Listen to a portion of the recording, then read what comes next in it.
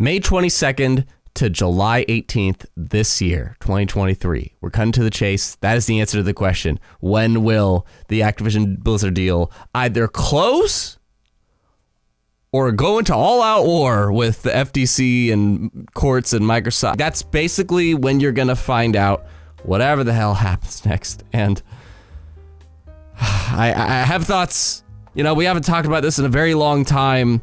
I looked at my analytics, and it's what a lot of you guys are watching, just people talking about this very repetitive thing to talk about. That's why I haven't brought it up, but we're going to sum it up today, okay? When is this deal closing? What do you get from it if it does close? Why does Microsoft think it's super worth it when they have to sacrifice so much to make it happen? Sacrifice.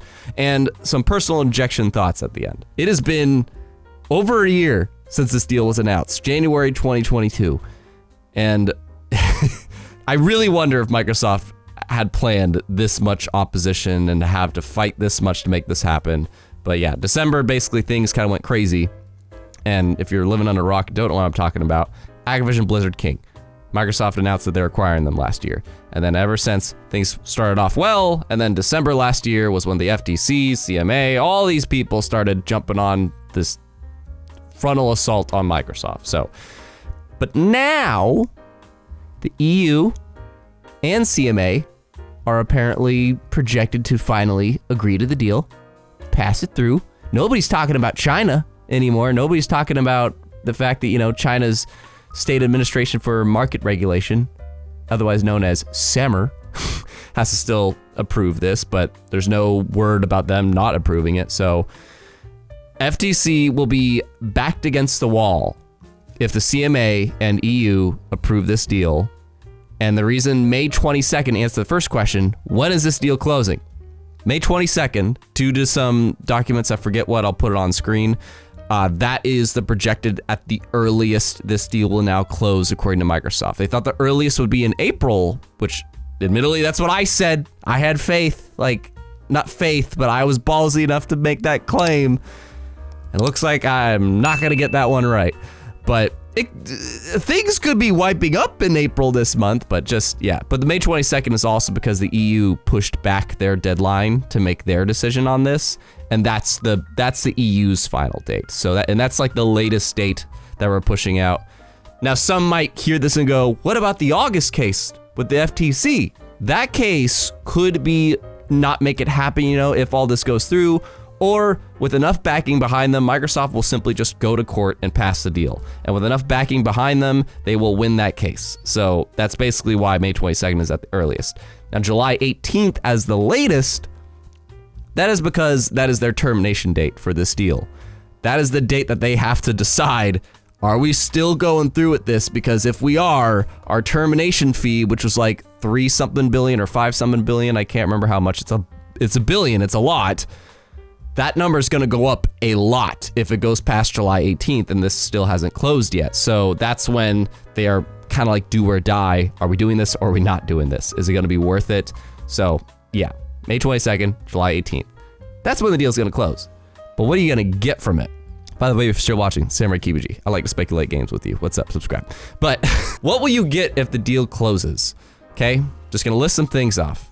If you aren't into Activision Blizzard King games, maybe this doesn't matter to you, but just on the broad spectrum, even if you're not on Xbox, there's going to be a lot of things that are going to happen if this deal closes. One, Call of Duty and maybe other games are going to be coming to Nintendo for the first time in like 10 years. The last Call of Duty game on Nintendo platform was for the Wii U in 2013 with Call of Duty Ghosts. It's been a long time, and they're promising 10 years, day and date, no bullshit, we're going to put our stuff on Nintendo. Two, apparently, Microsoft is so willing to like try to get PlayStation and Sony off their backs that they're like, look, if you are worried about Game Pass, we will let our Call of Duty games launch day and date on PlayStation Plus.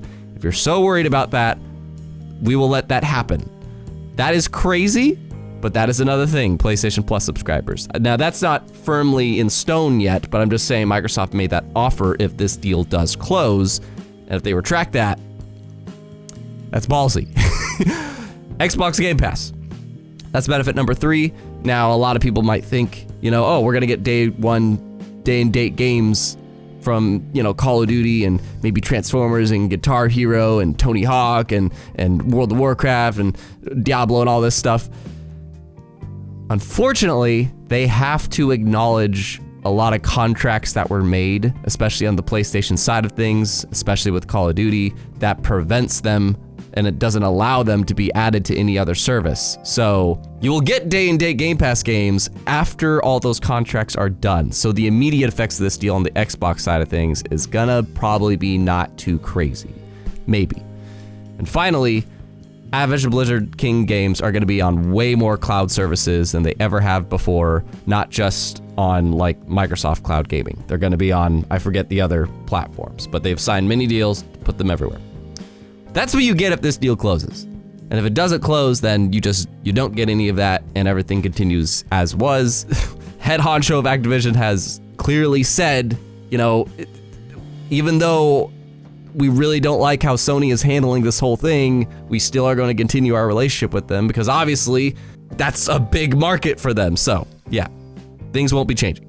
But why does Microsoft think this is worth it? If these games are no longer, if they're buying, they're spending $70 billion to make this deal happen. And they probably spent 1/100th of that, if not more, dealing with all these legalities. But why is that worth it to them when they can't make games exclusive? That's another thing, games aren't going to be exclusive. I didn't mention that in the benefits because that's just something that's not going to change. Things aren't going to become exclusive. They're going to become much more broad. And even not just Call of Duty, but they kind of leave the wording kind of general. So that might also mean like just other Blizzard and Activision franchises. They're not going to make them exclusive. So why? What's the benefit of Microsoft doing that? That's basically that King mobile revenue as one point. Because apparently in a year or a couple of years, they generated over $5 billion. Again, that's going to be on screen. And that revenue is great, but the active monthly users, active monthly audience, whatever you want to call it, AMA, that is what they are searching for with this Activision Blizzard King deal. They care more about active monthly users than having a very active central market. They would rather be everywhere than just at one place. And that's why they don't care so much about, making Call of Duty exclusive or all these other things, because they want to be everywhere, aka have Game Pass everywhere, the same way that you have YouTube installed on your phone or Netflix installed on your phone. They want to be that for the mobile market, which is literally everywhere. You might be watching this on your freaking phone. They want to be there. So that's essentially their plan of what they're trying to do. Finally, personal injection. These are the things that are very just opinionated. I've kind of just listed out some things for you, but this deal has been going on for so freaking long, and the idea that it could be closing next month is going to put so many of us in such a happy place, and then others in a very unhappy place, especially Sony. But there's 5 points that are really I need to speak about, being one, that same thing, even if this deal does close, which it seems the majority of folks want it to because of those benefits I listed, just kind of benefiting everyone. Even if the deal closes, there is still going to be a bunch of fan bullshit of people just saying, I told you so, for years to come. I promise you, there's going to be something. A Call of Duty game doesn't perform as good as it did before, and then you're going to see a PlayStation fanboy going, I told you so. Call of Duty comes to PlayStation Plus, and then the active players on PlayStation has grown up exponentially, and then you're going to see an Xbox fanboy go, I told you so. There's going to be so many I told you so's, and I am not looking forward to that horseshit, but I will be looking forward to at least the drama being over. Number 2, the public isn't going to care about all of this. They really aren't. It's only going to be the people like you and me that follow a lot of this news stuff, and Sony's image has been so dampered to the people that have been following this. Are we still gonna play their games? Probably, if you have a PlayStation. If you don't have a PlayStation, this whole thing probably didn't entice you to play one anytime soon, because this entire time, all they have been doing is saying how weak they are, when that's, I'm gonna be objective, that is false. You have proof of that they are the leading person in the console market. if not Nintendo right above them or behind them.